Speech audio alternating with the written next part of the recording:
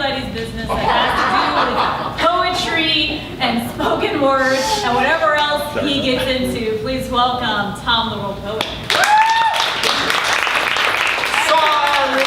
Sorry that I stole your personal data, that it leaked to the Russians, that phone news spreads like wildfire, that we market you. Sorry that Zuckerberg had to come to Congress. He sent his lawyers, but they don't trust you, not to make laws governing social media and tax laws too.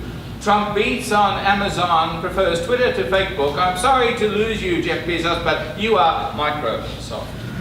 Sorry that the fate of millions depends upon my digital currency. Another page in the Facebook saga. Please, like me. I like Facebook. I share Facebook posts. I rely upon Facebook for news of poetry venues. I am grateful for the alacrity and specificity of its logographies. I do not mind if my poetry posts are liked or shared. I wish all my pen names could be accepted by Facebook. I write this for that sperm whale that washed up on the Spanish coast with plastic nets, drums, ropes, net segments and human trash weighing 64 pounds, 29 kilos. It could not be expelled like fake news. It died of peritonitis. Its intestines could not process human detritus like Cambridge Analytica selling out personal data. Whale on a beach is not a metaphor. I am, for this moment, in your holy house of attention. I will not be here long. Lines of poem and a song, each room decorated with an age we share. I like the emotional decor here, pinks and purples and colours and healing magentas. I hear the garden within you, tweets sparkling controversies. I see those Russian trolls arresting Pussy Riot. I am not immune to weakness. Notice my Fifth Amendment, like the first, but definitely not the second. Our house today is in order. Let us buy a senator. Adorn our propositions on Saturday Night Live. Truth a comedy with Zen punchlines. Thank you for this temporary shelter from the storm. Somewhere, someone is investing in umbrellas. Some of us have no smartphone, so we are excluded from the world of apps. Subtract that from those who have no car, too young, too old, too ill, too poor. Now look at your demographics in Austin. Economic, technical apartheid. Already, public transport is inadequate, but car sharing is still highway-bound. Gridlocked cities seek alternatives, ring roads, trains, light rail, or combinations of road, rail, bicycle, pedestrian, skateboards, and new scooters. Even so, unless a city plans for traffic growth, it becomes a victim of its success. The mess of Mopac, the murderous IH-35 overbuilding on Congress in South Lamar. It is good to dream small. Big dreams remain bonded to bankruptcies. Some dreams will never happen at all. Right. So we reframe the dominant paradigm. We seek loving, logical, lyrical lives. We find that diamond illumined by active application. We apply the wisdom of ancient elders, ancestors, so that history does not birth nor bury us. And the future is not to be feared, young. Tomorrow is today. We still have capacities to travel, to examine, to learn in ways no other age could wage. We repeat when unable to leap into a new paradigm. Say, sustainable peace. Say, environmental justice. Models exist, they are small and village, antidotes to plastics, pollution and pride. If we could be refugees, civilians, gentle, cooperative, laughing, would this be enough? Our needs are small, our gifts are too. What track into the wilderness calls to you? We are little against the large. We are ones who came from twos, who came from lines of lineage disappearing into view. We recall not all just glimpses of examples and epiphanies to guide us through labyrinths of decisions made by others. This little world is all we have, only one life. These tiny moments are waves. They slip upon our crushed sands and slink back into the deep. Movement, motion, sea, ripples and vibrations echo out amongst the liquid universe. Every sound and saga and song makes sense. Light within the dark, you better spark. I get phone calls and letters addressed to the business owner. I have no business. I have the pleasure of poetry. It costs me all my energy, money and time. It scares people whose emotions are in jail and who cannot afford personal sureties, bond or bail. I have no fear of death, but that's not your business.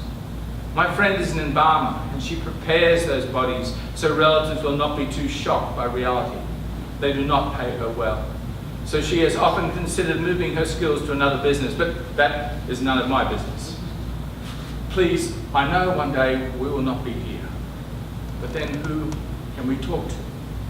Conversation is honey in a desert of computers, where isolated individuals pretend to text friends they like. I get requests from strangers daily. If I do not know them in real life, I either delete or interrogate them as to why me. Pictures of smiling, pretty women arouse my immediate suspicion. Same with political petitions. I have signed far too many to find they're regularly soliciting for financial aid. Not I. You are here now. Let's pretend we actually know each other, that this link has some purpose and significance that will accrue and compound interest. Hold me in your folder of kind memories or simply delete. Grief, anger, and loss. All at once you lose some. Triggers, emotions, whatever level you feel more lives beneath, unexploded emotional ordnance, landmines. You trip over responses not knowing, explosions, tears, rage. Time may not dilute, nor heal, nor assuage.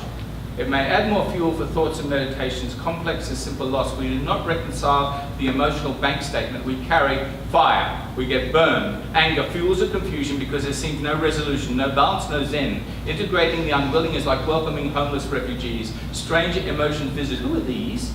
Counseling demands listening and equality of respect. There is no real dealing with unconditional death.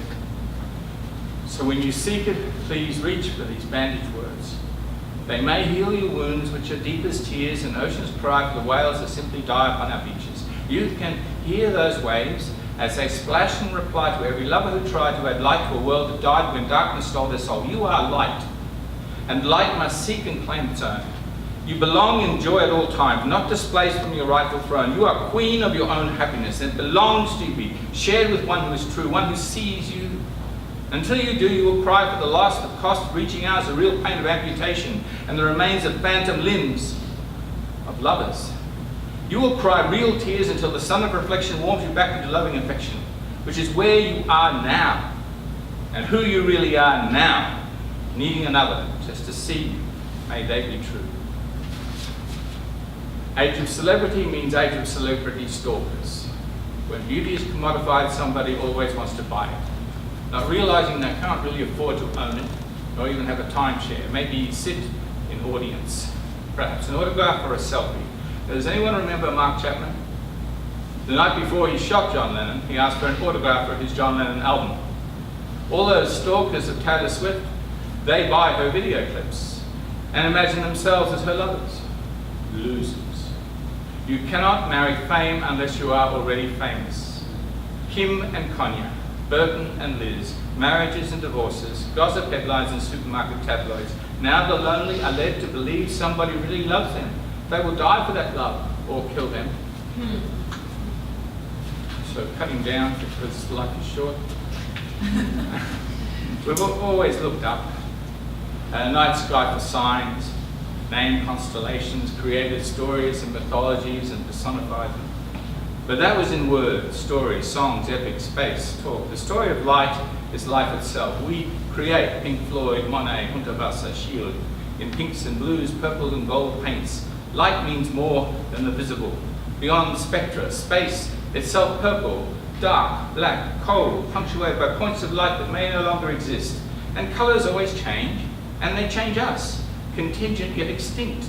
Consider shimmering horizons, how they change tone and mood and wave in colours. Sky is not blue, sea reflects sky. Clouds change as they fly like slow birds. Storms reveal us, darker than the pale pinks of Turner, stronger than dull Constable, bright as sunstroke deserts. Night evolves in contrast. Nothing is itself except light. And then I was a writer in residence, and this happened. We were in a student art class making poetry, and this student comes up to me showing me her clay face with pins pushed through the lips for silence. That was the mode she understood. I stared and asked her, and dared to ask her, as Michelangelo asked the statue of David to speak. Her art spoke for her. There are spaces and places of enforced silences, of censorship of us, of violence towards us, and intimidation of us, where your necessary words of freedom cannot dare be uttered. You do not have to agree with me, says Voltaire, but you do need to speak.